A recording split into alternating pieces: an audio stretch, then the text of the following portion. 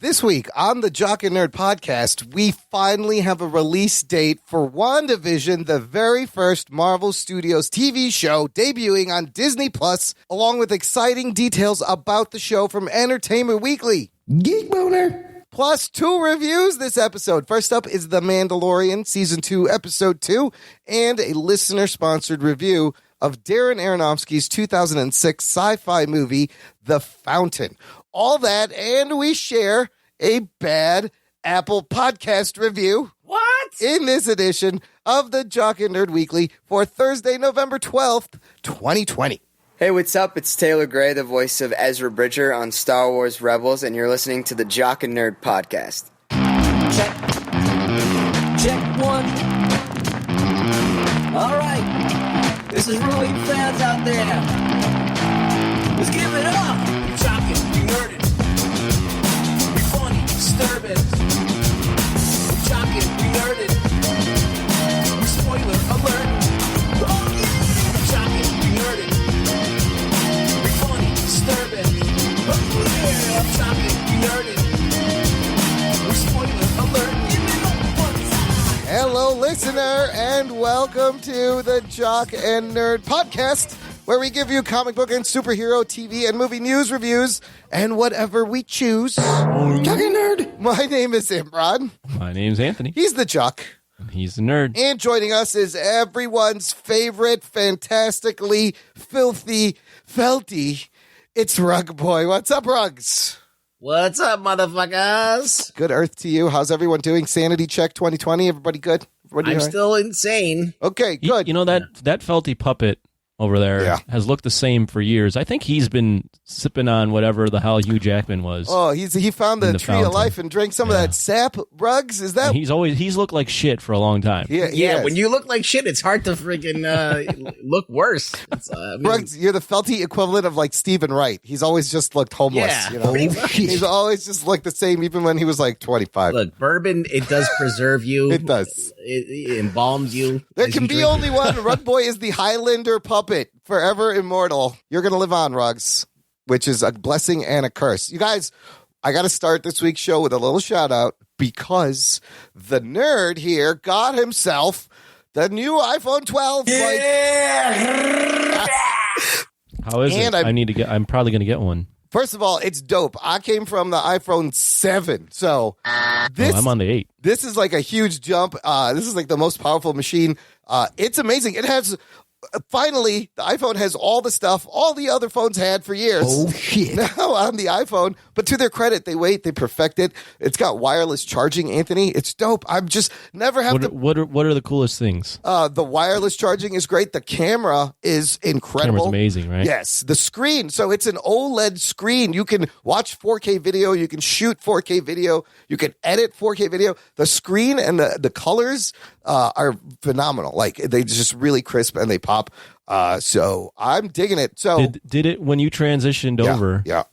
Sounds like you're getting a sex change, but when you Not got yet. over to that 12, did it get all your like apps and contacts and everything? Could and not have been easier. even your apps? Yeah, there's 2 ways to do it. I had backed up my iPhone to the cloud, but when you get your new phone, they had to order it. It came to my house. I turned it on. It had my name on it. You put your old phone next to it, and it goes transfer all the stuff, and you just click yes, and it sucks everything over. Wow. Oh, Even shit. the apps?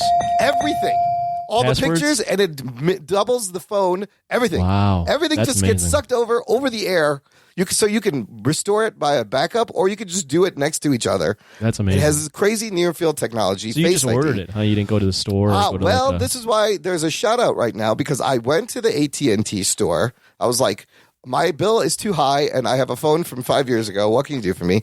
And of course, I might have got us a few listeners because I have a big mouth and I can't shut up. And we started talking about Star Wars, and then I handed out podcast stickers. Jock and Nerd. And I told them I would give them a shout out. So shout out to AT&T store manager Rich Klein. You can visit him at the store at 5233 West Toohey Avenue in Skokie if you're local. Rich hooked me up. He got my bill lower. I have the new nice red iPhone. And Anthony, you'll love, this is the best part. Guess what I signed up for? To take advantage of more savings right there on the spot, I signed up for AARP. What? Oh, shit. What? You know what that means, Anthony? What are you, like a senior citizen? I am officially an old person. Yes, I did that for you. It's a gift for you, Anthony. Talking nerd. The fuck? I wanted to. Are you eligible for that? Apparently, I don't understand. Listen, this is like the world's biggest secret. Anyone above the age of 18 can fucking sign up for AARP and take advantage of all the deals, all the savings, early bird lunch buffets. Here I come. Oh, shit. I'm going to be knocking over seniors to get to that buffet line. Well, I guess we can't really go to the restaurant Finally, now. a place where Imran will be the young spry guy. I'm going to rule the senior center. Fuck yeah. No, you have to be over 18. I didn't know. And Rich kindly informed me. He's like, I can get you this more savings, this better plan. And you just have to sign up for AARP. I was like, but that's for old people. He's like, it's for anyone over 18. I was like, okay, it's $12 a year. It's like $1 a month. So, boom. I'm officially an old person. What are you going to do with that $12 now? You going to buy yourself a sandwich? Well, what are you doing? No. I've paid them $12 a year to be AARP. Oh. But it already saved me $30 off the bill on my phone. Oh, shit. Oh, Yeah. shit. Nice. So thank you, Rich Klein. Shout out. And they mailed you the phone? Yes, and then I got the phone in the mail. It only took like a few days, and then I went back and I traded my phone in, and I got a lot for my trade-in, more than what you would get selling an unlocked phone. So that worked great, too. So I gave him back the phone, trade-in. Cost is less. It's a fucking dope phone, dude. iPhone 12 is I wonder pretty how much nice. you spent. The phone itself, okay, look, the phone itself is $849. Jesus. Oh, really? That's it? I have just the iPhone I thought 12. it was over 1,000. That's like the 12 Pro and the Pro Max, the top What's of the the difference? line. The Pro Max is the top of the line one is a bigger screen. It has more cameras, and it's like has a supercharged chip, and it's fucking crazy. It's like too much. But then there's a mini, Anthony. There's a tiny one that's smaller than your 8, but it's a 12 and just as powerful. Huh. So my trade-in was $350. Oh, so this shit. phone is like $500, and then Oh, that's not bad. Yeah, and then it's just like $20 off the bill every month for like the next 3 years or whatever. You don't pay for it all at front? You can if you want. I did not. Okay. You can. So thank you, Rich Klein, AT&T, if you're in the neighborhood. He will hook you up. Tell him Jock and Nerd sent you. Talking nerd. Wow, that was exactly on time. Jesus Christ, I don't even have to press the button anymore. Anthony, that's amazing. Let's do. I'm dumbfounded. That was so impressive. Let's do the news. The Jock and Nerd Podcast. So I can legitimately make old person jokes, Anthony. I'm a card-carrying member of ARP.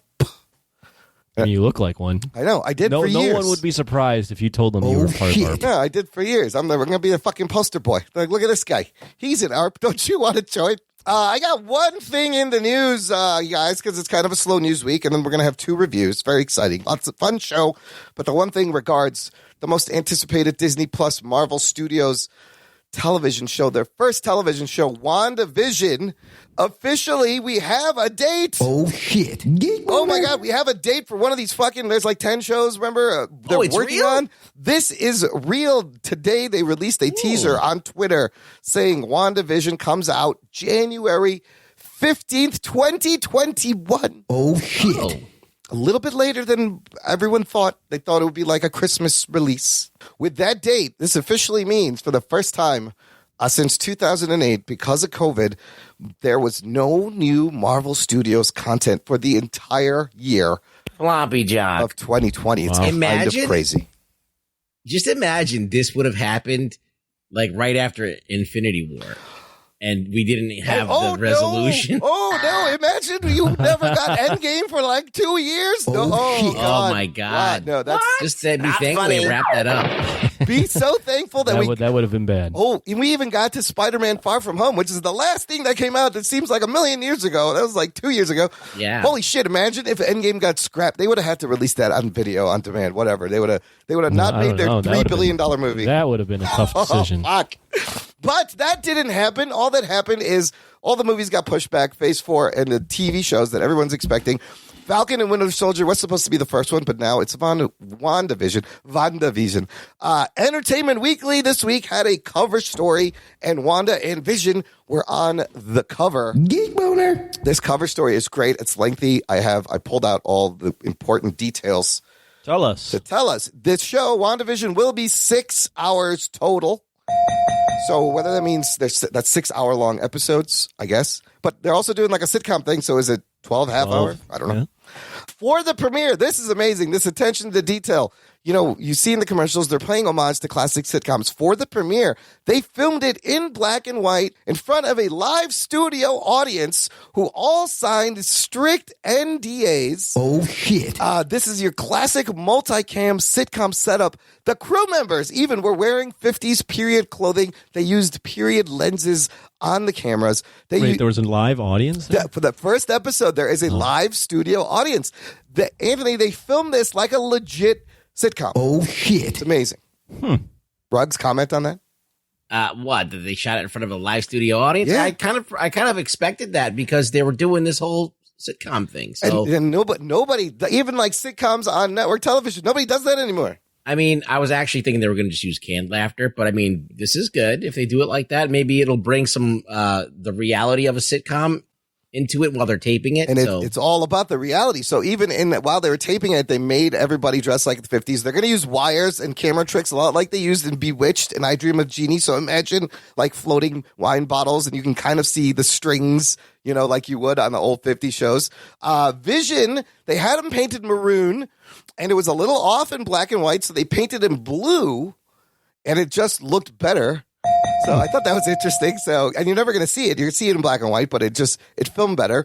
Paul Bettany and Elizabeth Olsen got very supercharged. They love this energy of the live sitcom. They weren't expecting this, that they would love it so much. In fact, as you know, Elizabeth Olsen, of course, used to go visit her sisters when they would tape Full House. She's an Olsen. So she has a little bit of experience. This show was the closest to completion when the pandemic hit, which is why this is going to be the first Marvel Studios TV show. Like, a lot is writing on this. Episode the first. So that's going to be amazing. And they're digging in. So this is Kevin Feige's whole idea for the show. He is a sitcom nerd. He would start his day watching reruns on like MeTV and Nick and Night before his workday as a habit. So this whole thing is his idea, which I love. The head writer is Zach Schaefer, who has worked on Black Widow and Captain Marvel. Matt Shankman is the director. This is also great. He has directed episodes of Game of Thrones and Fargo, and himself was a child actor on a sitcom on the Growing Pains spinoff, Just the 10 of Us. Geek boner. He knows his sitcoms, and he's directing. So I love all these picks. And the article does remind us Vision has died twice so far. So, you know. What do you mean he died twice? He died in Infinity War, remember? And they fucking reversed it. And then he died again. You're right. He did die twice. Yeah. Oh, okay. You're right.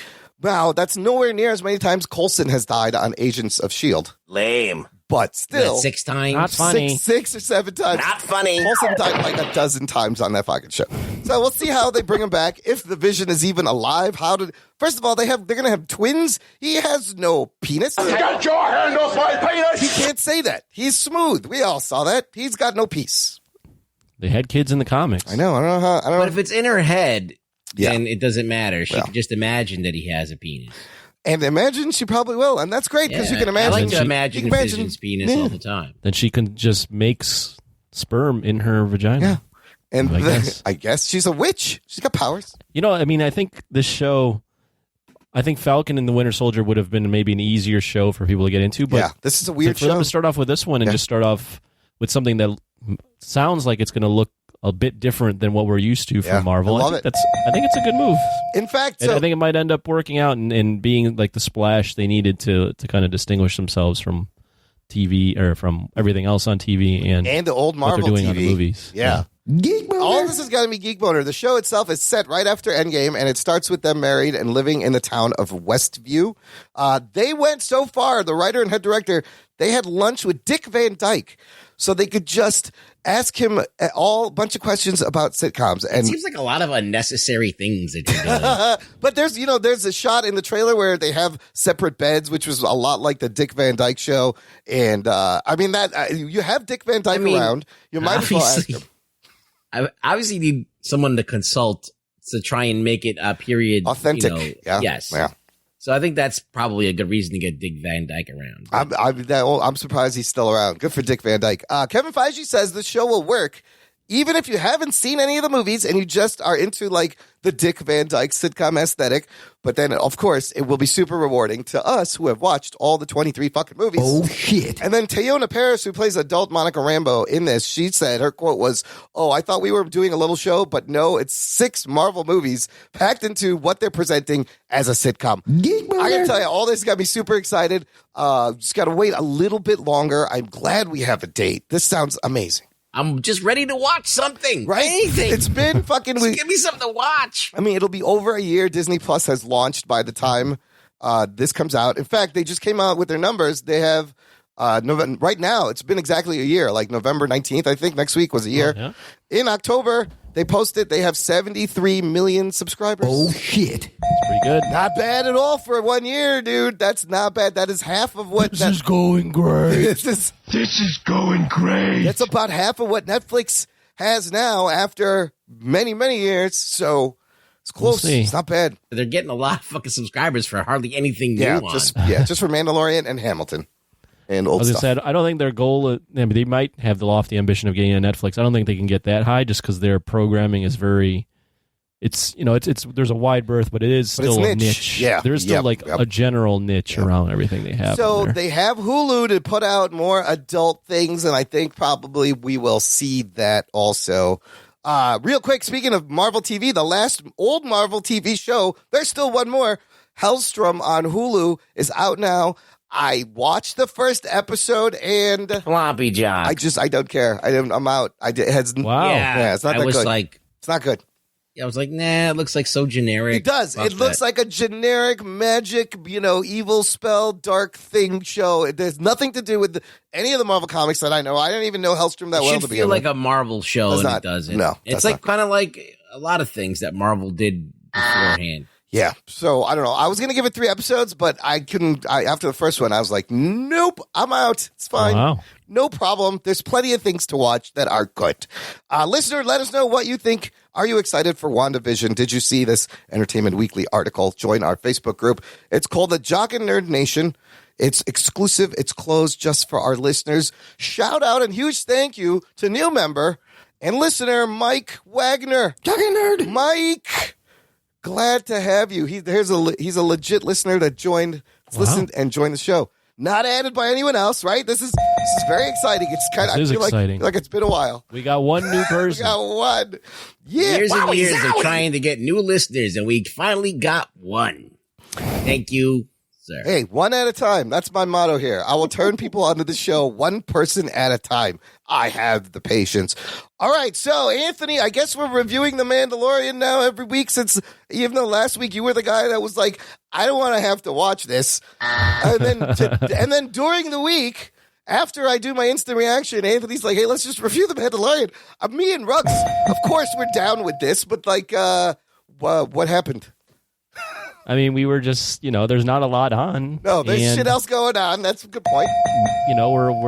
There's times, believe it or not, listener, that after the show, we're trying to figure out what the hell to talk about the next week. Yeah. And sometimes it's a longer discussion than it needs to be. Correct. And we have something going on live, and it's an easy watch. So even though I'm not the biggest Star Wars guy, fuck it. Dude, it's hot. Everybody's talking about it. It's buzzy. It's only 8 weeks. So we're going to do it. And of course, I have to have some production. I whipped up a little stinger. If we're going to be doing this every week, it's got to sound nice. Come on, baby. Do the magic hand thing. All right. We are going to review The Mandalorian. Whoever came up with that theme, So great. it's amazing. Oh, my God. They nailed the A theme. little whistle and the piano bass notes. Dun, dun. Yeah, you got like the Western feel, and it's still modern and kind of spacey too. It's Yeah, it's it works. good. And then it sounds like the Rocky song at a certain point. Dude, when the action Dun, scenes, dun, dun, yeah. dun, dun, dun. It's got big, exciting overtures, and then the guitar. I love the acoustic guitar. The music is fantastic. We are talking about Mandalorian Season 2, Episode 2, Chapter 10, titled The Passenger. Here are Verse 6. verse 6. John John 3:16. That's a lot. It's a lot of numbers when you're trying to explain this show for some reason. Austin 3:16 says I just whooped your ass. Here's your spoiler alerts. Strap yourselves in, you fucks. Spoiler time. This episode directed by Peyton Reed. We know Peyton Reed, guys. He does Ant-Man. He is the Ant-Man director, written again by the Jon Favreau, who this is his show. This week, the show is 40 minutes long. Anthony, quick recap. What happens this week in the Mando? So the Mandalorian is still looking for other Mandalorians, I believe. Yeah. And he gets a tip from that lady from the first episode with the wild hair. With the fro. Halimado, yes, played by Amy Sedaris. And he basically has to go to another planet, but on the way he has to act as a taxi for this frog-like creature who has a delivery that needs to be sent to another planet undetected to save her race. So he's on this side mission again with the frog girl. Or the lizard girl, or whatever the hell that thing is. Frog lady is amazing. Ruggs, the episode opens. Mando's back at square one, and he's got no more leads. And I don't even know if by the end of the episode. Well, you completely buried some really good shit. All right, get into it. They try and get him. These other bounty hunters try and get him, and then they knock him off the fucking speeder, and then he gives him the jetpack. And then fucking gives the guy a ride. It's a great gag. Oh, it was fucking bad. That was great. Great opening gag. So telling us that there is a bounty on their heads by Moff Gideon. So they're not safe anywhere outside. They are a target. And I didn't think he was going to fall for the old rope trick like the Ewoks do in Jedi, but he did. And the jetpack gag was hilarious because that's the dumbest thing you can ask for is his jetpack. Of course, he's got a button that's just going to control it and knock you off. It came back down like one of fucking, like one of those SpaceX things, you know. So then he has to carry all his shit, including the Boba Fett armor, on foot back to the cantina, the famous cantina on Mos Eisley. And he's back at square one. Yeah, he goes in there and he finds that lady and she's playing cards. Yeah.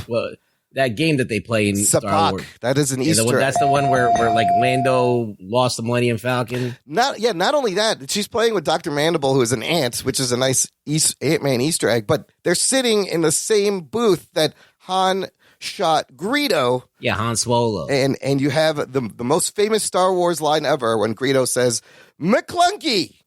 You know, just like all Star Wars lines, it was always there. It wasn't added later.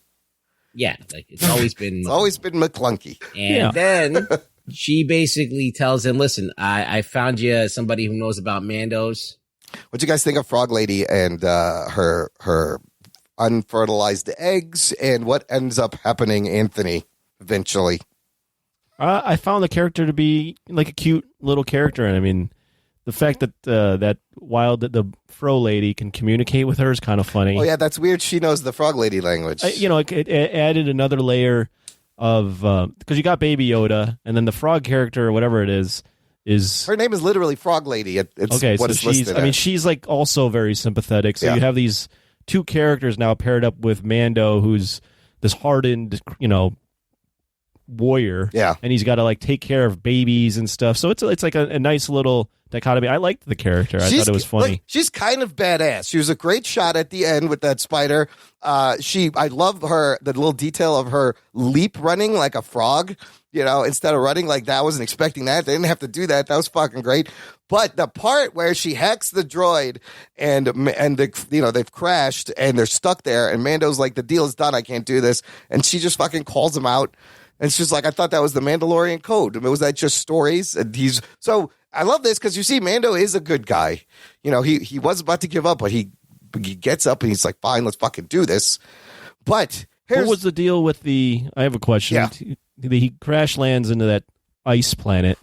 That was cool. So those two like people, the X-Wing fighters. They're X-Wing cops. fighters, Yes, the cops. they're space They're cops. part of the New Republic. The New Republic, which is and they pulled him over because why? I forget why. Well, he didn't have a transponder on, which is kind of like all aircraft. You have to have a little ping, like a transponder, even in real life.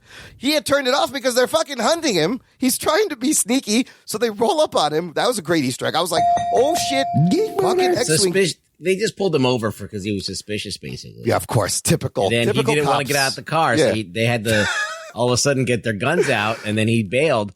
But one of the pilots was Dave Filoni. Yes, Dave Filoni. That's a great Easter egg. He was also in. There's a lot of callbacks to season 1, episode 6, The Prisoner, the Bill Burr episode. He was in that episode too. The other pilot is, I love that it was an Asian pilot. It's this dude from Kim's Convenience, Paul Sun-Young Lee, as Captain Carson Tiva. I love that it's not only an Asian, but it's like a fat older Asian. dude, yes. It's like as if like this is the best guy. Like this is the kind of shape you needed to be in the future to patrol the space. It's a ragtag group, Anthony. Well, and so the other Easter egg is that New Republic, right, Ruggs? Eventually, that becomes the New Republic in Force Awakens that we see. Right. So this is just after the Empire has fallen. But then, yeah, that chase was fucking dope. How Mando eluded them, just dropped out of the sky and skidded, and then they come to his aid at the end, sort of. But then they also just fucking abandoned him, don't they? They're just like, I like that they let him go because they heard that he was doing some good shit. They were going to arrest him. He's like, we should arrest you, but you did some good things. And then he's like, hey, will you help me out and fix this thing? And he's like, they're like, nah, you know what? How about you turn on your transponder? We won't shoot you out of the sky next time we see you. Bye. And they take off and they don't help him, which I thought was funny.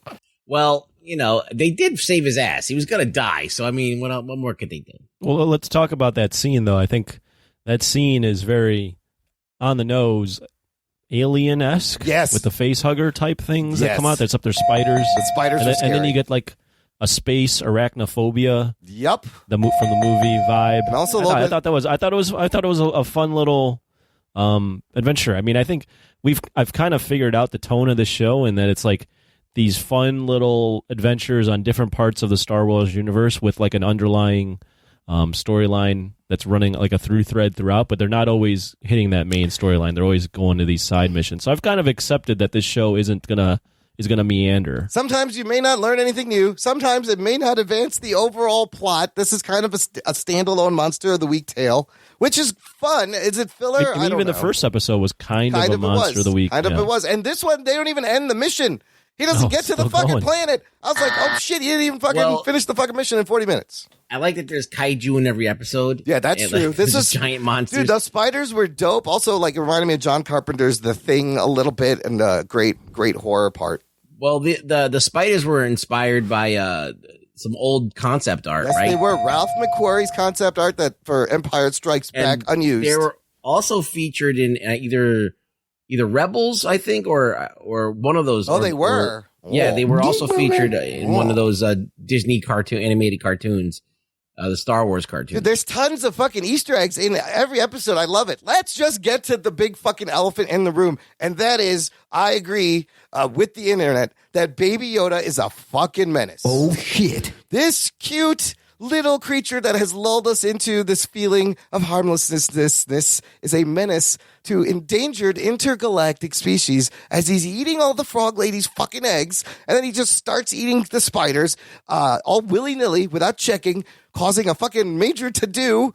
He did eat frogs season 1, and he is a growing boy. I understand he needs protein, but how many species has he fucking wiped out at this point?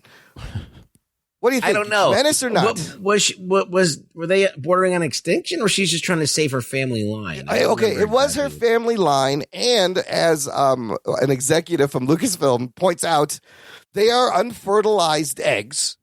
So it's equivalent to eating a chicken's egg like we do, right? They're unfertilized eggs. But it was the last of her line. Maybe they weren't endangered. Still, Baby Yoda, you can't just go around fucking putting things in your mouth and eating them. There are consequences. He was like the low key bad guy in this episode. What a menace! Yeah, he's Baby like Yoda. Yeah, he's like, look at He's those. kind of an asshole. Yeah, yummy eggs. And then at the very end, did you catch that? He pops one more in his mouth. Oh shit! Oh, yeah. So funny. And I'm like, this fucking kid. I was like, I like Baby Yoda, but this is the last of this character's race, and you're just swallowing the eggs. He does. He doesn't know any better, but it's still like, what the fuck? You know what? He's 50 years old. He could be trolling everybody. He could completely understand everything around him. I don't know. I don't know how this works. This is true. So he knows. Maybe he knows. Well, what do the Star Wars guys think of this episode? Meaning you two. I mean, it's the Mando. Yeah, it's fun Mando. It's fine. It's not like there. I think the jaw dropping moment's going to be next week. I think we're going to meet, because they had like a tease of Boba Fett in the last episode, and then nothing in this episode. But nothing in this episode. But I think if I remember the trailer correctly, there is a part where you could see the frog lady with the backpack, and they're walking out. Oh, they get to like the planet. Yes, they're walking out to a pier with water, Yes, or like yeah. a ship with water around yeah. it. So they And then there's that girl with that's the hood Trask. on. Yeah, That's Trask. that's the planet Trask is where they're going. Oh, and the girl. So the girl might be if they talk about the Mandalorian. There's a Mandalorian called Sabine, and Sabine Used to have might the be dark Mandalorian. saber also, right? Sabine is her sister has the dark saber, Oh, her sister does. Well, he's still looking for his, or used to have the dark. all his Mandalorians that we saw in the first season. But the thing is, the last person Sabine was seen with was Ahsoka Tano. Oh shit. So Oh shit. I think next episode might drop something huge. Okay. I mean, I hope they introduce some more people. Like, this episode was fun. Wasn't as epic as the first one, a little bit smaller scale, but fun ride. We didn't learn anything new, and they didn't really advance the plot. We learned a little bit about Yoda's species, and they just like to eat fucking eggs of everything. So overall, it was I enjoyed it, and I like having something every Friday to look forward to. That's new. Couple other Easter eggs that we didn't mention. Season 1, I think in the first episode, you did see Dr. Mandible and Frog Lady in the background in an episode of the first season at the cantina. We talked about the sabak and the McClunky. Oh, did you see they were roasting the dragon meat? Finally, it looked delicious. I wanted a piece They're of that. using like stripping. a pod racer Yes, engine. they're using a pod racer engine, which is also, it's how it's done. This is a crazy Easter egg. This is, if you went to the Galaxy's Edge theme park and you went to the restaurant, you would see that droid and that exact engine roasting food. So that is an Easter egg to their Galaxy's Edge restaurant. Oh shit. Right? That's crazy. Yeah, we talked about the X-Wing fighters. I love when they were like, he's like, can you switch over to channel 2? And there's silence, and it's like very tense. And then they open to attack mode. Oh, and you're like, shit. that's never good. Oh, and Mando says, may the Force be with you. Geek boner. What does this mean? Does he believe? I don't think it means No, anything. he doesn't say that. He says it Yeah, to he the does. pilots. He goes, may the Force be with you. And they go, and to you. I thought they said it to him, and No. he goes, and also with you. No, he said it to them to try to fucking mix in and calm everything down. Like, I believe in the Jedi. But he's literally has a Yoda with him. So wouldn't he believe in the fucking Jedi now? What did that mean? I think he was just trying to fool them. Well, he knows the Force exists, but I think that's just something that people say to each other. Yeah, it's like I a don't saying. think that I don't think that the context is that there's fucking green dudes that can move things with their hands and shit. So it's like, it's just like assalamu alaikum. That's what you do. yeah, it's pretty much like it's everybody in the old Star Wars movies said it to each other. Yeah, it's like, may peace be unto you and Yeah, unto sure. you, whatever, but it's the Force. I did love this one post I found on Facebook regarding the baby Yoda and the species of Yoda being a menace. This guy wrote, one thing the Mandalorian has made clear is that Yoda wasn't on Dagobah in Empire for any mystical Force reasons. He was there because it was a literal smorgasbord for him. Oh shit. Everything for miles around was probably terrified of him. Every food chain ended in Yoda, and his death came as a huge relief to the entire ecosystem. He was the apex predator in the bog. I believe that now. I believe that shit. You guys are that's already too deep. I have no Okay, idea what's we'll going back on it up. now. Let's rate No, the- no, you can keep it there. I have nothing to say when we get to this point. I understand. I'm glad you're watching the show, though. You've seen Empire Strikes Back, right? Long time ago. I don't know. I really Remember don't know what he's in even the happened bog in and that he movie. lifts and then he's on Does his Darth backpack. Vader fall? Is that where you find out that he's his father? Yeah. Yes. Yeah. Okay. Remember Yoda's on Luke's back in like a backpack and he's running through like a forest lifting up X-Wing fighters. You remember that shit? No. Never mind. Not really, Okay. no. Well, the Star Wars fucking nerds got that joke. We can just rate. Lots of our listeners just started crying. Right, yes. At least Anthony's watching, though. He's giving it a go with this new set of stuff, which is unfortunately is not all the best. It's a mix of like really good and what is this hot mess? What's the Yeah. After I feel like everyone likes this. Is this this is the first thing that they've really come out with that's kind of universally liked that not really. Lucas has no involvement in this, right? Like this is all just their own this stuff. is Dave Filoni and John Favreau. This is all John Favreau. They're pulling a lot of this stuff from like old non-canon legend stuff that what used to be canon, and then when Disney bought it, they made it not canon. But isn't that weird that they made it not canon and now he's going back and pulling because from Dave that stuff? Filoni loves all this Yes, shit. yes, He was he a does. super nerd of Star Wars. Yep. He read all the books. He read everything. So he can't not draw from it because he's like, it's already been done, Yeah. and that's He's what like, Star Wars is to me. Why wouldn't we just use this? This is great. Yeah. Because what I'm getting at is that there's a lot of like, ever since Disney bought Star Wars, it's corporate. There's not, you don't have Lucas behind it. You don't have the originator behind it. So it's obviously just a cash grab. But it seems like Disney's found a way, at least with these creative staff, to create something that people are accepting. You know what the difference is between this and the prequel, the sequel trilogy? If I can get words out, here's the big difference why this works. This is one writer, one guy's vision. He has a plan for the whole thing, unlike Kathleen Kennedy, for some reason, saying we're going to do 3 movies, 3 different people, 3 different writers. There's no fucking plan. They're not talking to each other. What the shit is that? This is what you do. It's one guy, one vision, let him fucking tell a story. Yeah, I mean, Favreau's in charge. Even if he doesn't write the stories, he's got editorial over the story. He can sit there and change it. He can produce it however he wants. So it is, and Filoni's right there with him. Yep. So he's got like a huge Star Wars fan that's been successful at doing Star Wars series. And so it's all like stuff that's worked. Like they're not gambling. Yeah. Like where they're just gambling on a director. They have no idea what the fuck he's going to do, like Ryan Johnson. Oh, it's good stuff. Yeah. I think it's way more on target. It's not like anything mind blowing or whatever, but it is satisfying to watch. I would say the most mind blowing thing, and I said it last week, but I mean, just the production. It looks alone. great. Just again. the way it looks and the way the CGI is integrated and the music, the monsters look great. The feel, like it feels like so high level, even if the content on the screen is kind of generic and just fun, but the feel of it is like wow. Every time I watch it, I go, it's like, holy shit, this is a TV show? Yeah, you said this last season. It's important that it is digestible Star Wars to even people like you. You could still enjoy it. And there's, like we just talked about, there's a shit ton of Easter eggs for people like us, but you still enjoyed it because it's a fucking great space Western story that we need right now.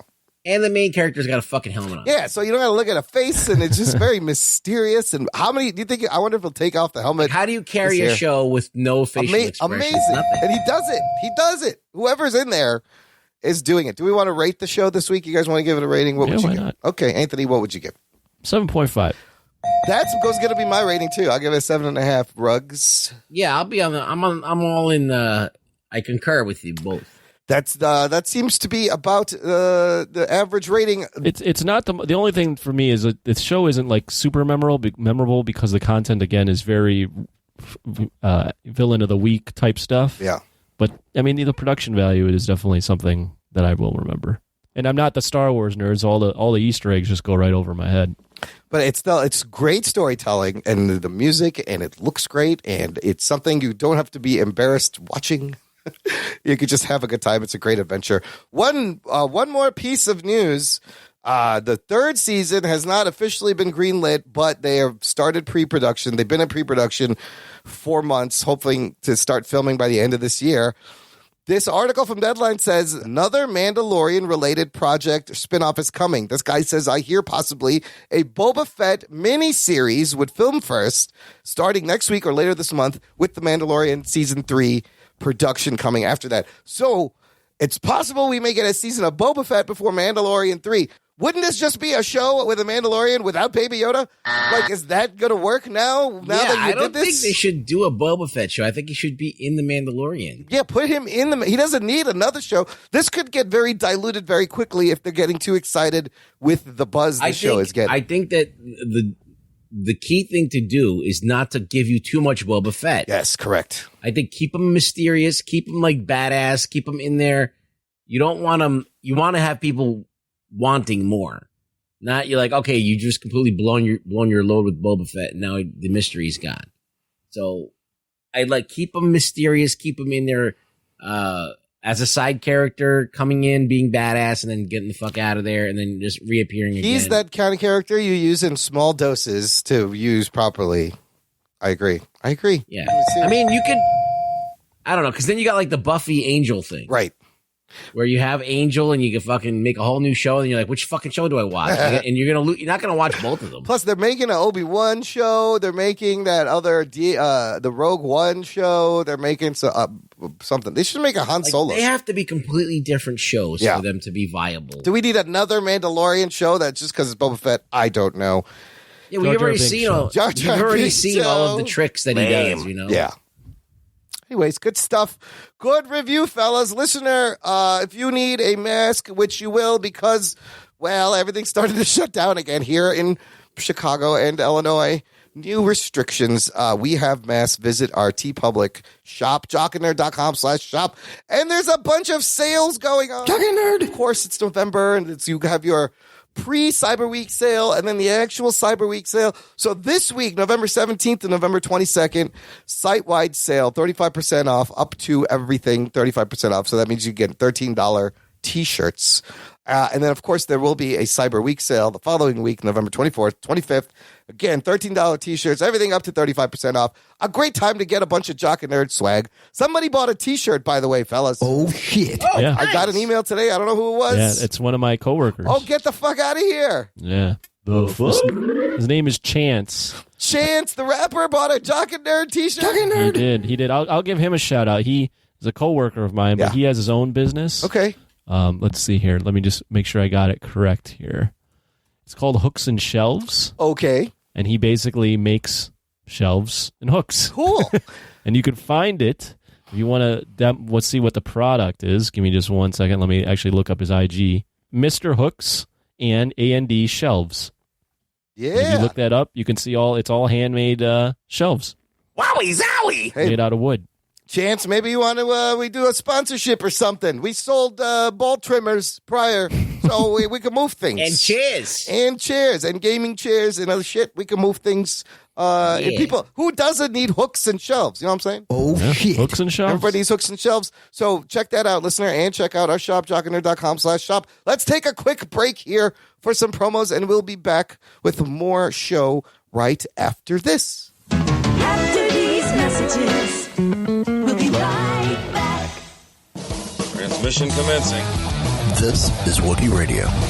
Translated for the Wookiee impaired. I like that Wookiee. Your hosts, Ken, Derek, and Mike, bring you the latest news and commentary from the far reaches of the galaxy. Hold it. Hold it.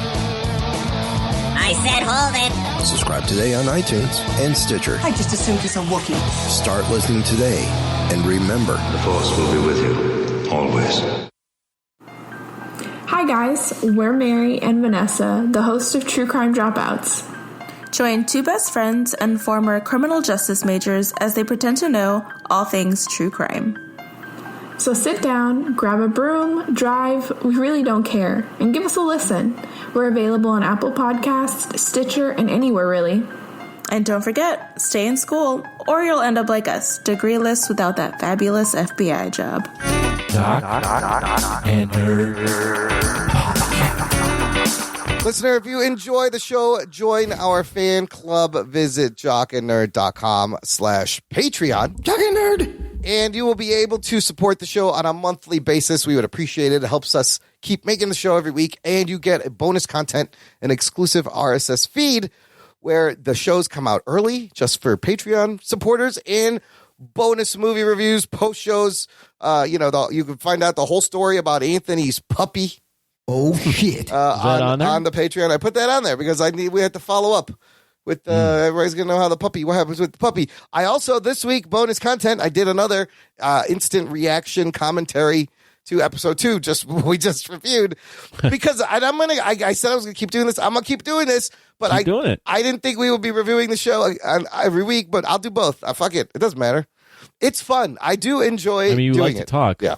No, it's a lot of fun. It's fun to do this. I hope. Well, the episode comes out on Friday. We don't record on Friday, so it takes a week to get. So if you want to get an early reaction, you'll get the reaction right away on Saturday or Sunday instead of waiting a whole. Then when you watch the show, just fast forward through this part. Yes, there you go. Or you can hear our opinions. Yes, you can listen. There's chapter markers. You can jump around, skip back and forth. I made everything very easy for you. Also, if you give us $10 a month, made that very easy for you. This is just for you. I'll make it easy. People giving us $10 a month or more get to pick any movie they want to force us to watch and review. And we love doing these. That's been some of the most fun reviews I think we've done, whether it's a great movie or a fucking disaster. But you can do that. We're going to do one right now. So visit jocknerd.com/Patreon. Get your movie pick in. This week's movie review is The Fountain from 2006. This one is sponsored by, dedicated to listener, Patreon member John Campbell, Detective John Campbell. Oh, it's not a tumor. I'm a cop, you idiot. John Campbell. His first pick. This is his second pick. His first pick was the amazing Mortal Kombat Annihilation. Oh shit! Wow, thanks for making me watch that one. That was amazing. We did that back in episode 288. If you want to check out that review, here are your spoilers for The Fountain. Before we get started, does anyone want to get out? Prepare to be spoiled! This movie, written, still makes you laugh, doesn't it? Still does. So funny. This movie, written and directed by one Darren Aronofsky, who right away... Written and directed. This is his baby. An amazing filmmaker. Anthony, I don't know if you know anything about him, a guy kind of Wrestler. He burst on the scene, in the late 90s, 1999. Requiem from a Dream? That's right. Before that, he makes a movie called... Do you know the first one? Yes. Pi. That's not, the brick is not 1998, Pi comes out, low budget, black and white. It is a fucking mind fuck movie. Amazing. Geek boner. Would you say it's like a screwdriver to the head? Oh, I see what you did there. A drill to the head? It's like a drill to the head. If you see the movie, you know it. And then he follows that up 2 years later, Requiem for a Dream, this time he's got a bit of money. He's got a cast. He's got Ellen Burstyn. He's got Jennifer Connelly, Jared Leto, and I think Marlon Wayans is in this movie. Another movie that you watch, and by the end of it, you are literally shook. You feel ill. Like, Pi does the same thing. These first two movies. They're very unsettling films. Oh, my God. I never had a movie made me feel like these two movies have made me feel. So The Fountain comes out in 2006. On Rotten Tomatoes, this movie is sitting at 52%. Right. Average score, 6 out of 10. Right. So already critically not as great as his first two movies. But you're right, Anthony. He goes on to direct movies like, where'd it go? The Wrestler, Black Swan. Black Swan, Noah. Which got Oscar nominees. Noah, no one liked. And Mother. And Mother with people. With an exclamation mark. So that's his. I have not seen Mother yet. I haven't seen Mother either, and I heard it's crazy, and I kind of want to see it. This movie had a budget of $35 million. This is going to, after we review it, I got a kind of a what the fuck happened to this movie. It's a very interesting story. You have it down here. I know everything that happened. Budget, $35 million. Box office worldwide, this movie ends up making $16 million. Lame. Only half of its budget. Starring primarily two people. You got Hugh Jackman playing three different characters, Tomas, Tommy, and Tom Creo, and Rachel Weisz as the love interest. There's a cameo from Ellen Burstyn, who's done other movies with Aronofsky. And then other people. You got the Ethan Suplee. If anybody loves the Ethan Suplee small role, Sean Patrick Thomas. He's in short Suplee. He's in short. Ethan Suplee is in short Suplee. Anthony, and if you want to watch this, it is on HBO Max and HBO if you subscribe. It's up there for anyone to watch. Anthony, I would love to hear you describe what the fuck happens in The Fountain. Yes. I believe this movie's on the Mindfuck list, right? I think it is on the 99 Mindfuck list movie, Has to be, which right? now there's it's like 104 now. What happens in this movie? Yeah, explain the plot, please. I don't even think Aronofsky could explain I how can he try. knows. Oh, Rex, you want to try? Why don't you try? Oh, shit. A synopsis, not a detailed explanation of everything. Recap. Okay, this is a story about a man who's a doctor who's trying to save his wife who is dying from brain cancer, and basically he's using a lot of his time trying to cure her, and instead of actually spending time with her, and then basically it all stems from that. Like, does he save her? Does she die? What happens in the aftermath of that? And that's basically what the movie is about, without spoiling anything. Well, okay, that's a good plot. I'll take that.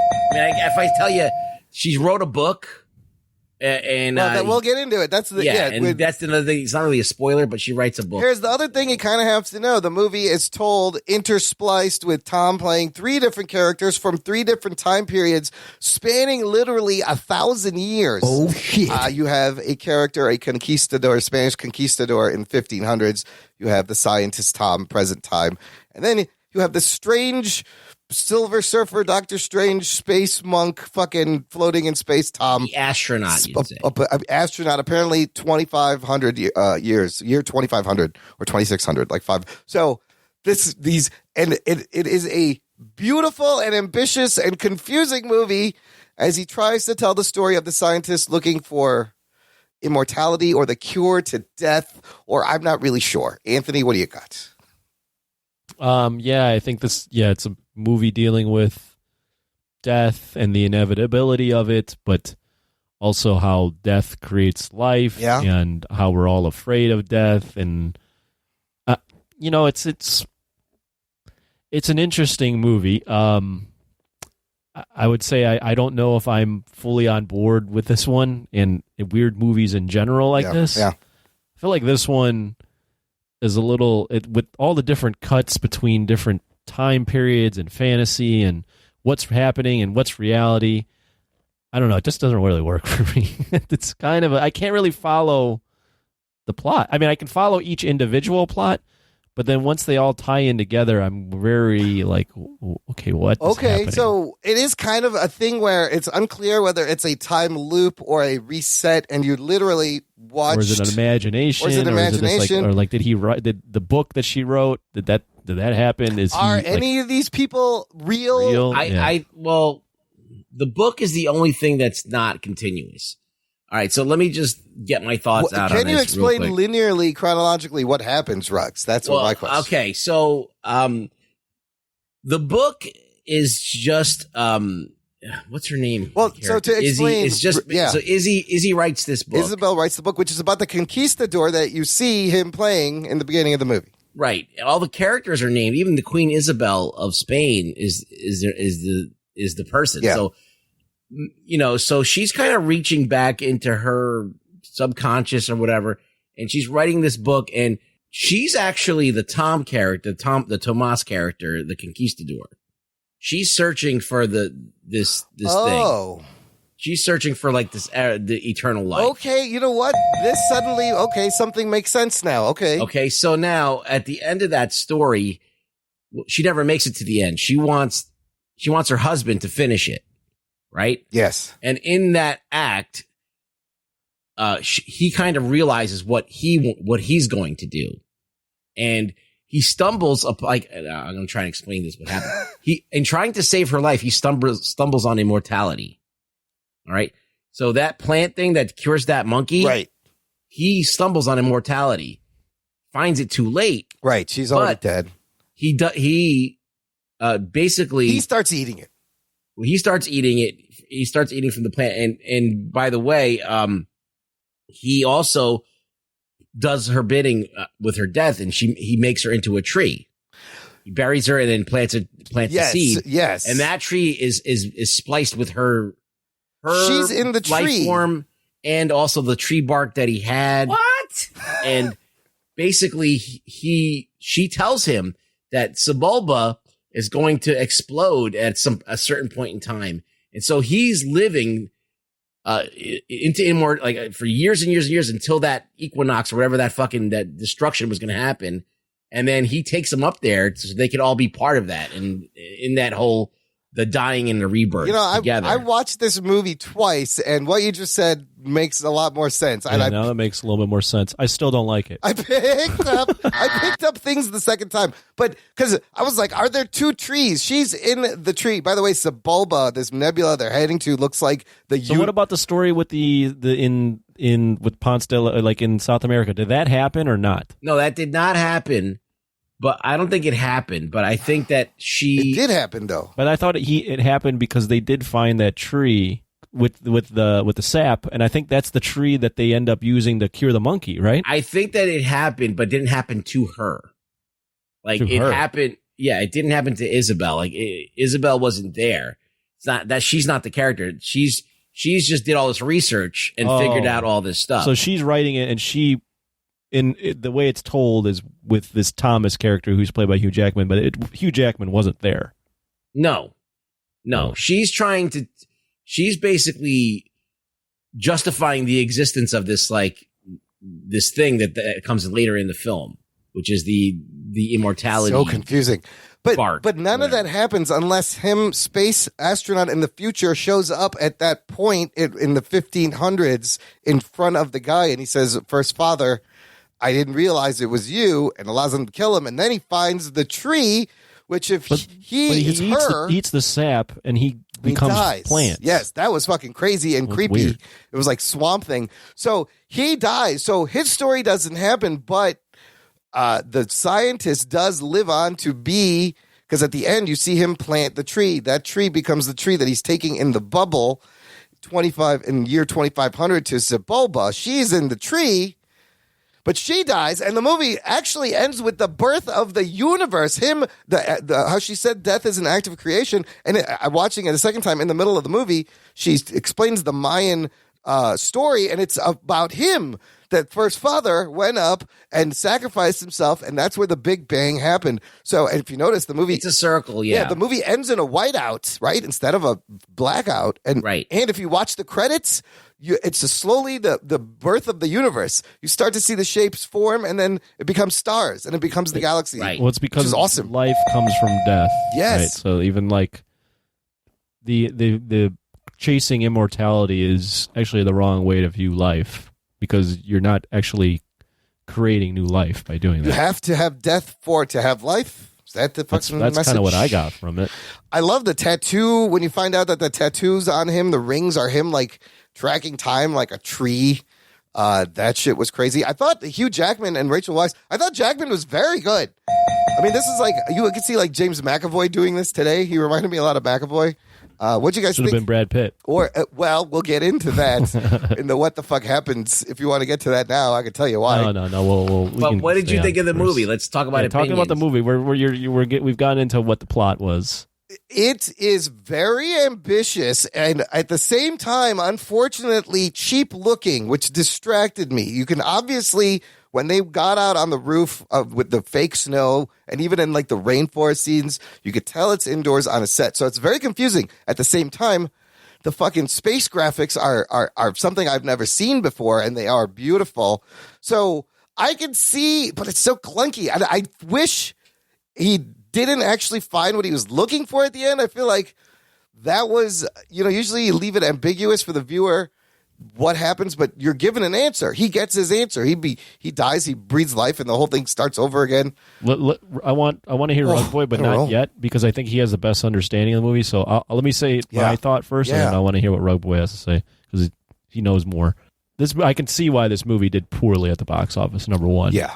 This movie, even for me, is very confusing. There's not really, it's not a very uplifting movie. I mean, I guess the message is kind of uplifting, but not really. It's very dour. The entire movie, it's super confusing. The cuts between different scenes, I just don't feel like the movie does a good enough job of explaining what is going on. Yeah. I mean, you can, 1 out of 3 of us put the dots together. So you can imagine a mainstream audience watching this and just going, like, what the fuck? What are we talking? What are we even watching here? Yeah. So for me, that was my takeaway. As I was like, I just don't. This movie's not all that palatable for me. It's too much. It's too much work for something that could be told in a way that would be a little bit easier to digest. See, I found certain things beautiful. I'm going to go back and mention that in the beginning, that one shot where he's doing Tai Chi and he's just a black silhouette in front of the stars. It's fucking gorgeous. That was stupid. It's so weird. You didn't like that? I was like, No. look, that looks amazing. What the fuck is this? It looked like a panel from like a Frank Miller fucking graphic novel comic book. I was like, that's gorgeous. Super But strange. what did all of it amount to? I don't know. Rugs? Well, let's talk about some of the stuff that I liked. And overall, I do like this movie. I've seen it. The first time I saw it, I was a little bit iffy on it. You need to watch it twice also. And then I saw it a second time, and then I was like, whoa. And then I watched certain scenes again. I was like, oh, okay. And I was like, oh, I get it. As soon as I started getting it, I'm like, oh, I have to go back and watch this scene. And I did. And that's the great thing about HBO Max. You can just jump there. It's great. So I started to see a lot of like his mastery of just cinema and how he used shots and how he did that upside down road. Yep.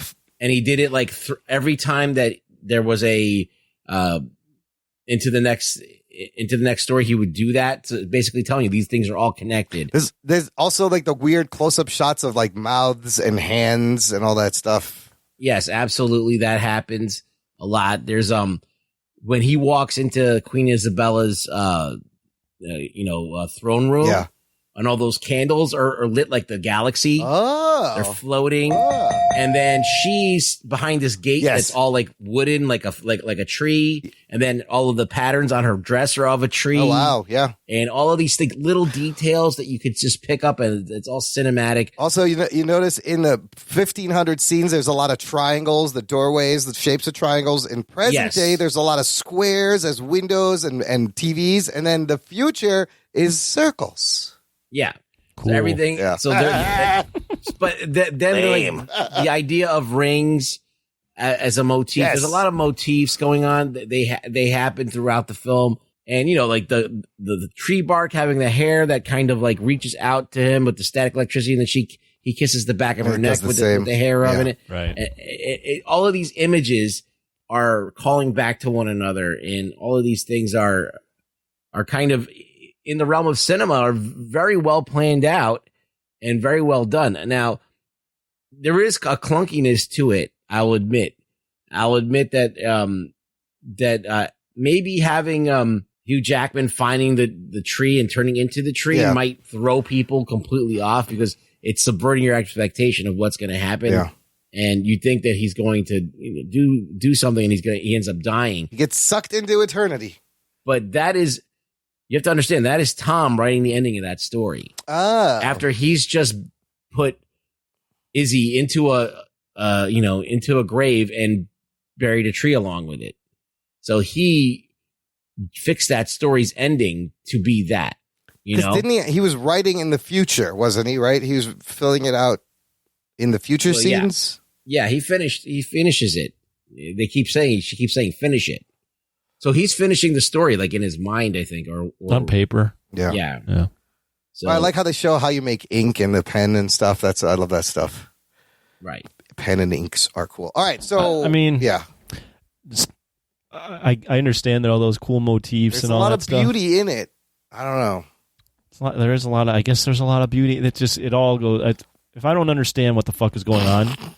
It is confusing. None of that matters to me. If you can't tell me the story in a way that I can understand and go back and explain to somebody, then what's the point? It's absolutely it's confusing. You have to be able to deliver the message in a way that people can understand at some point. Well, what was the message? Is that you can't. There's no cure for death. You have to accept it as a beginning. Was there a message? Yeah, that's the message. But then how? Like the way that we got there is told in such a convoluted and like we're doing these cool transitions from one thing to another, but the tones are changing, and it's just like, and you're going old conquistador, then you're going fantasy, then you're going present day, and it's just like there's a lot of like it's just a lot. I think it tried to do a lot. It was very ambitious, tried to do a lot. Yes. I think that just like that other movie, like I'm thinking of Ending Things. Yeah.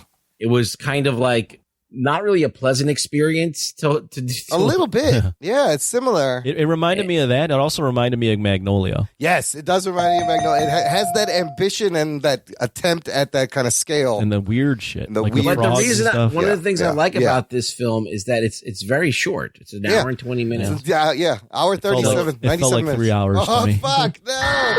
Oh, God. Okay, well, here we go. What the fuck happened with this movie? This is a fascinating story. Darren Aronofsky had been trying to make this movie since 2000. When he turned 30, he started thinking about his own mortality. His parents were diagnosed with cancer also when he turned 30. So this is now a thing in his life where you can see where some of this chasing immortality and cheating death comes from. He wanted to make a science fiction movie at the time that was going to be different, that didn't have robots or gadgets, that wasn't like a Terminator, to try to be set aside from everything else. He originally planned to direct this movie, The Fountain. They had given him a $70 million budget because Brad Pitt and Kate Blanchett signed on for the lead roles. Now, there were scheduling difficulties. Things got pushed back. Eventually, Pitt left the project, and the cost overruns led Warner Brothers to shut down this production this first time. They had built a fucking 10-story Mayan temple in a set that they had to auction off later after Pitt left. He left to make Troy with Wolfgang Peterson. Aronofsky then asks Russell Crowe if he's interested in being in this movie. Russell Crowe declines, saying he's too tired from making that C movie, Master and Commander. In 2005, he's still trying to, he shops actually the script around. He sends it to a bunch of comic book artists. In Vertigo, DC Vertigo puts out a illustrated version of this story in 2005 before the movie comes out. Ruggs, here's a great tie-in. This was illustrated by Kent Williams, who went to where? Oh, I think you went to where you went to school. He went to, that's right. He went to Pratt Institute. I remember hearing about, he's an amazing illustrator. The movie gets greenlit again. This time, they are only giving him $35 million. So he has to rewrite the script to be sparser. And he gets Hugh Jackman involved after seeing him in a play. Here's how Rachel Weisz gets involved. It's funny. Hugh Jackman suggested Rachel Weisz, even though Darren Aronofsky and Rachel Weisz were dating at the time. Oh, shit. So Aronofsky didn't want to suggest it himself because he thought it was weird, but Jackman's like, it should be her. And then production took place mainly on a soundstage in Montreal, Quebec, which you can see. Now, the cool thing they did, all the space trippy footage, they had less money to do, so they used macro photography, and this one dude who's like a chemist just recorded with macro lenses chemical reactions, and they just put it, and that's all the cool melty fucking shit you see. In the original script, he had written huge battles, but that was in 2000. By 2005, like Lord of the Rings had come out and King Arthur had come out, and he didn't want it to fucking look like he's copying them. So that's why you only have the Conquistador versus the one dude battle in the movie. And that's what the fuck happened. It's not really a battle. It's not a battle. It's just a face-off. But originally there was like a giant fucking Conquistador and Mayan battle scene. So that's what, and after all that, I could see it sucks what happened, and you could see the cheapness in the set, which kind of distracted me a little bit from the movie. But fuck, this was an ambitious baby project that he did not let go of for like 7 years to get this made. That's what happened. Okay. Cool. Shall we rate it? Yes. Rug Boy, what would you give it? God, I don't even know. Okay, fuck. well, I think that this is an undiscovered masterpiece. Oh, fuck. It is a flawed masterpiece, Yeah. but I do think that it does kind of tell the story that Aronofsky wanted. Yeah. And it is off the beaten path, but I totally see it and I totally get it. And I think some of it is actually really beautiful. I know that it's not for everyone. So I'm going to give it a 6.5. Oh. All right. Okay. Because I know if I say it's a 10, which it's not, but if I say, like, people are not going to, my credibility is going out the window. So I gotta temper it. So I'm going to say it's a 6.5, maybe a 7, depending how many times you watch it. It gets better every time. If I watch it, like, a hidden gem though for you. Yeah, I think it's way more palatable than a lot of his other movies. And I think that it's more visually poetic than a lot. I will give you that. I'll give you that. You're absolutely right. It does. And I know Mother is also like his earlier movies. Like a lot of his movies literally shake you. They shake you and your belief system. And you're just like, whoa, what the fuck? This one is more of a calm, beautiful, kind of trippy vibe. It's like, it's melancholy. It's sad, but it does challenge you, but it's not so out there that like you can't put it together if you wanted to. Like I didn't need to go and look anything up while I was watching it. I figured it out. Yeah, and on a second viewing, it helps. I'm going to give it a 6.52. That's where I was leaning. And I love Aronofsky. So I think it is ambitious and beautiful, but maybe he just bit off a little bit more than you could shoot. I'll push it to a 7, so we have a little higher score. Okay, Anthony's going to bring the curve down. What'd you give it? The more we talked about this movie, the more I disliked it. Oh, no. This is not funny. for me. This is not for me. Not for the Anthony. After these challenging movies, some of them I like, but yeah, I think the thing about challenging movies is they're ambitious and they do challenge you, but if you're not on board, it can go south real quick. And this one went south for me very quickly. Fair enough. I gave this a 4 out of 10. Oh, shit. I had very little enjoyment into this. We can talk about how beautiful it was and all the transitions, but if I'm not entertained and I don't understand what's going on and I don't understand why the things are happening the way they are, then I'm not going to give it a good score. That's completely fair. All fair points. And really, those movies on that list, the 99 Mindfuck movies, they are all weird, and most of them probably aren't palatable, but that's what I sometimes love when directors challenge things and push things. And this one, I just don't think the execution was what he wanted. And yeah, I remember when I first watched it, I wasn't that high on it. Yeah. But then the second time, I was like, oh, shit, there's shit going on here. Maybe I'm more seasoned now than because it's 2006 it came out? 2006, yes. So it's been a couple of years, Well, it does have a cult following, and if I was doing a little bit of research, there's like a whole group of haters of this movie, and then there's a whole group that think it's a fucking masterpiece, and they love it. A lot of people think this is Aronofsky's worse. Yeah. But then there's a lot of people that on Letterboxd are like, this is a masterpiece. So. Yes. So that's, if you could do It's my first Aronofsky film. by the Oh, way. really? I'm sorry. Yeah. It was this one. Honestly, I wouldn't have picked this one. I would have told you to watch fucking Pie first. Watch them in order. It's really Requiem for a Dream was the one that I wanted to watch first. with his stuff. It kind of makes sense to watch him in order because you see him kind of develop and evolve and change. From what I read, this was Aronofsky with a little bit more money behind him. He was supposed to have double the fucking budget. Yeah. And they cut it down to half. So what are you gonna The do? Wrestler's not weird, is it? I don't know. No. It's not. It's pretty straightforward. He didn't right? write. He didn't write that He one. didn't write those. Oh. He didn't write that or Black Swan. But Black Swan is kind of weird. Black Swan is a little weird. When yeah. he writes and directs, From what I read. that's when things get weird.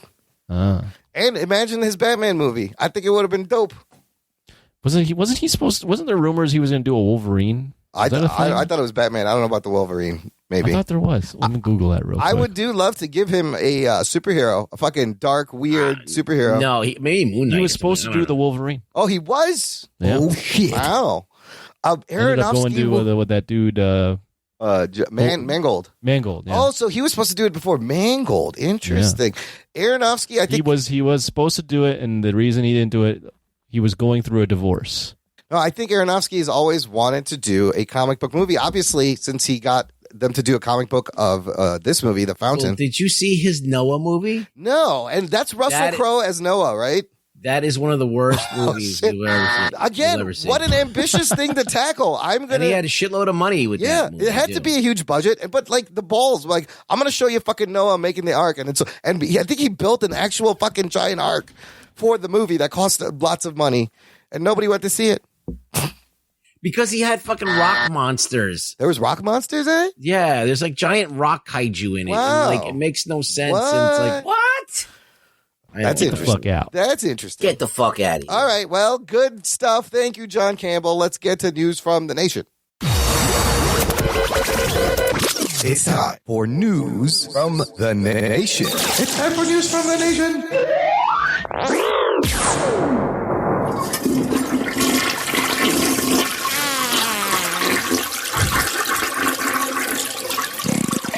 It stinks. It stinks. It stinks. Oh, it's a flapper. That was well, there's still more. It's a flapper. Well, guys, I have something here to share with everyone. It's what you would categorize as, well, a bad review. What? Yeah. Do you know? You must be doing something right. Possibly. We've elicited a response. This was left on our Apple Podcasts page. It is 2 stars. The title is Disappointed. It goes, I've always enjoyed this podcast. Unfortunately, I just listened to the Borat 2 review episode, and it was a little infuriating. Newsflash for you fellas, not every person who likes/supports Donald Trump is a Confederate flag-waving, toothless hillbilly from the South. I think that's a eye roll emoji. In fact, I'm the exact opposite of that description, and so are thousands of Americans. This was submitted by one Pagan Youper from the United States, and I'm sure we all have thoughts on Pagan's critique and comment.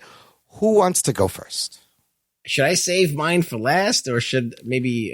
How about you go first? Me? No, I'm talking about Rugs. Well, Rug Boy. Who's going to soften this here?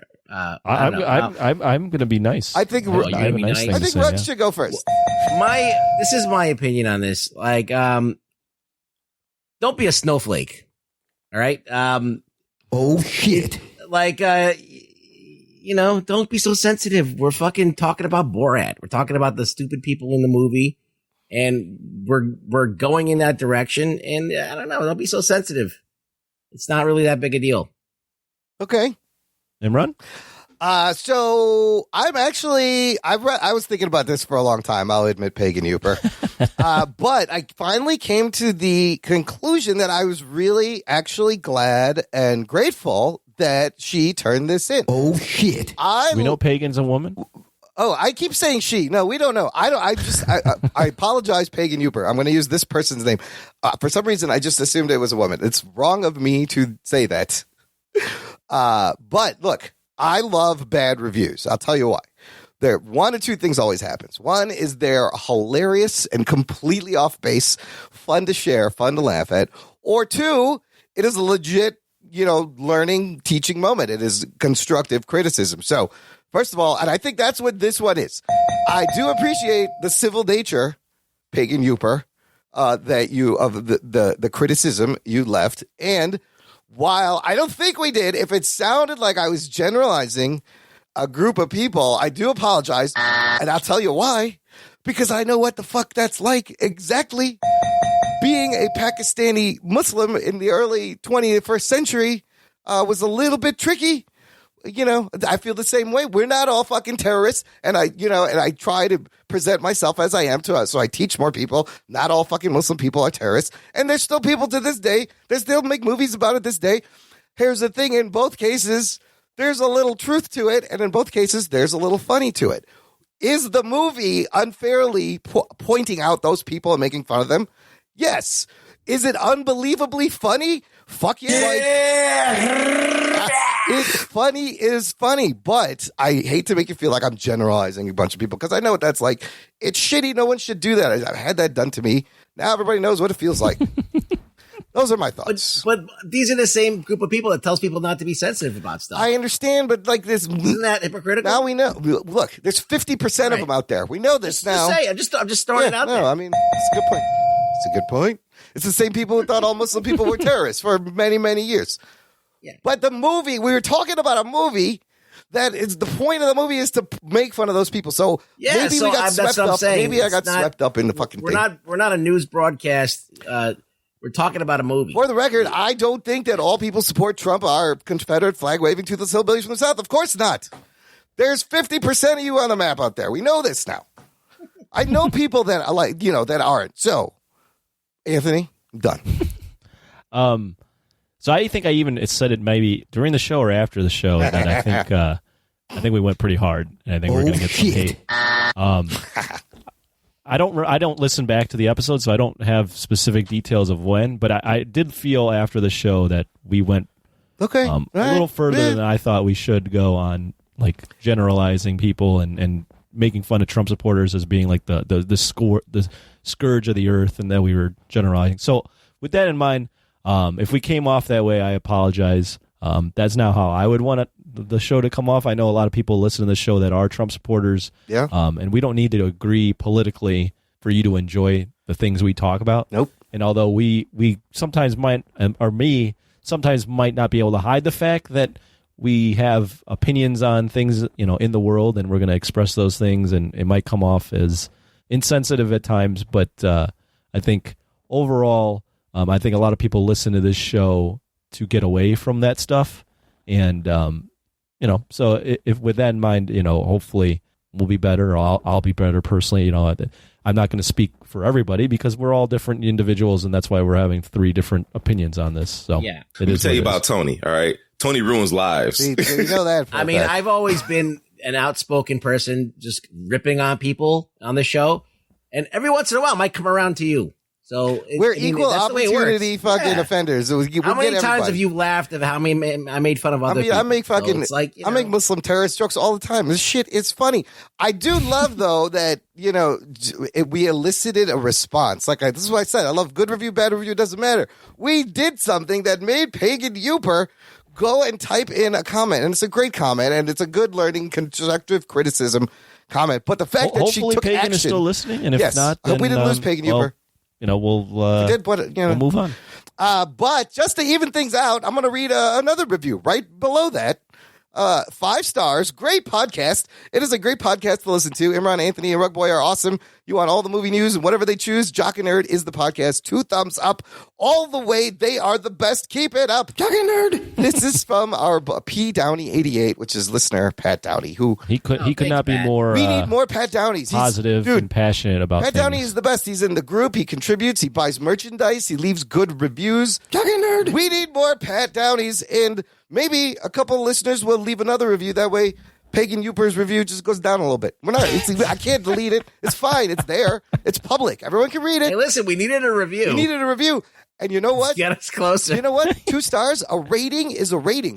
Hey, listen, we've been going at this the wrong way. We've been asking people to give us positive reviews. Let's just piss people off, and then we'll get on Rotten Tomatoes. Speaking of which, that puts us at 129 ratings. Oh shit! We're trying to get to 200 to get on Rotten Tomatoes, and that counts. A rating is a rating. So thank you. I love it. It was great.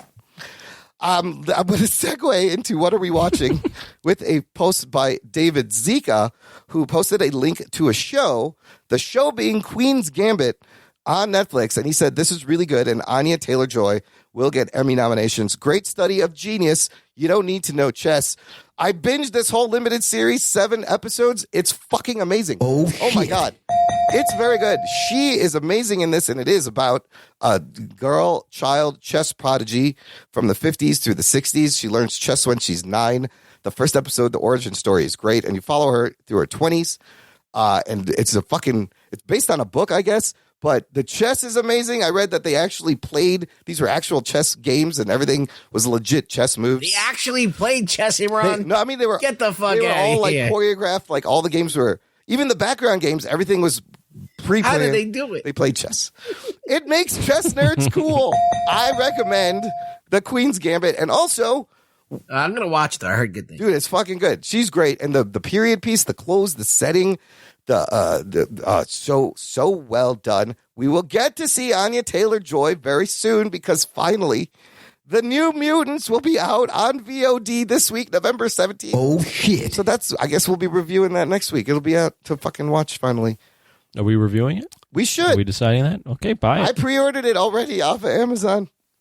All right. All right. This is a movie. I'll watch that shit. Dude, this is a movie that was shot while Game of Thrones was still on the air. Oh, shit. Imagine that. It was 4 years ago or something. A long time ago. Ruggs, what are you watching? I'm watching, right now, Jack Ryan. Oh, that's a great show. Geek Boner. On Amazon. I'm watching that. It's kind of enjoyable. It's very good. You know, it's like a big, long movie. You like 24? You will like a big, long movie. It's a long, girthy movie. Anthony, you watching anything? Very girthy. I've been watching a lot of puppies. Morning Combat. It's a YouTube. I believe it's on YouTube. Luke Thomas and Brian Campbell. It's just about like boxing and MMA. So it's interesting. I like their opinions on things. I retweeted something from Luke Thomas, and he reposted something on Instagram, and then he reposted my thing. Oh shit! And he was basically just making fun of anti-vaxxers, where they would go, well, "I'm not taking Bill Gates' vaccine because I read Facebook twice." So I like making fun of anti-vaccine people. And maybe that'll get a review. A bad review. Yeah, I'm an anti-vaxxer. Oh boy! Hey, a rating is a rating. You. Visit Apple Podcasts. Leave your fucking hate comment there. And did you guys see? By the way, side note: I don't have to totally derail this show, but Ticketmaster, a company I'm familiar with, came out with some stuff where that if you guys want to attend concerts, they have technology integrated where you would need to have a positive or negative COVID test or vaccine. Wait, what do you mean? They can check So you can go to a concert? To go to a concert. Oh, well, the Pfizer vaccine news got everybody excited. Stocks went up. They're developing technology where it's... Wait, what do you mean? It's in the ticket or how? No, you would upload your either negative tests within 72 hours. And they're like, here's your ticket. Or if you've gotten the vaccine, and you would upload it to proof an of app that. and Ticketmaster. Wow. To be able to go to the concert. It's not fully developed yet. It's just something that's being developed. On the horizon, yeah. Well, it's being developed if concerts and venues wanted to implement it. If they want to do, make it more safe, the theater owners, you could incorporate that into like a Fandango or something too. There's a lot of uproar. I saw some people like, we get our medical records and all that. Rapid testing would solve a lot of problems. Yeah. Rapid testing would be great. Yeah. Because then you could go out about your day and be like, okay, I'm not endangering anyone. No one's endangering me. Yeah, I mean, Vegas is doing a lot of the rapid testing stuff to in their hotels to go to conferences and stuff. You'd get like a test in the morning, and then you'd know by the afternoon if you can attend the conference. And you'd know this conference was a safe bubble.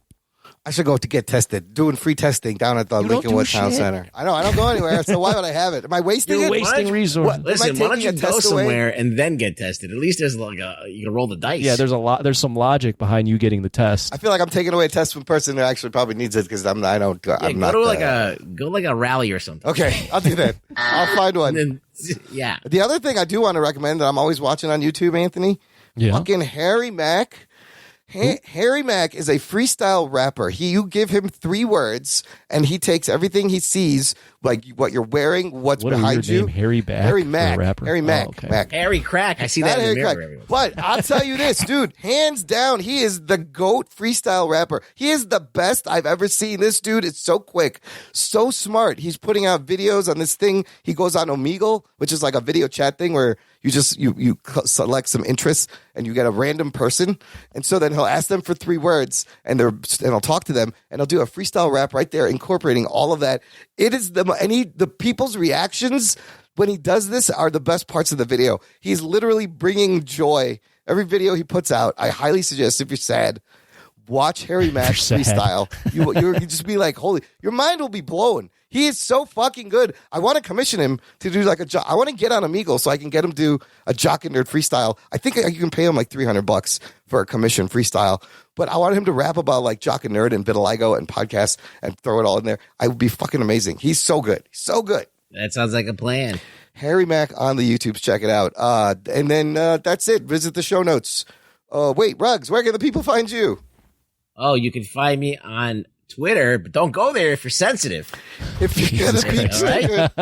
You can't take a joke. All right, don't go there. It's a free country. People can do what they want. Yeah. Visit the show notes for this episode, jockandnerd.com/355 for all the links to all the bullshit we talked about, how to support, how to get in touch, how to subscribe, and of course, as always, tell a friend, turn people on to the show. We would appreciate it. Word of mouth is the best thing for a podcast. Thank you for listening to the Jock and Nerd podcast. My name is Imran. My name's Anthony. He's the Jock. And he's a nerd. Keep you next time. It's fucking awesome. Yeah, that's really good. Gentlemen, this is Democracy Manifest. This is going great. My balls was hot.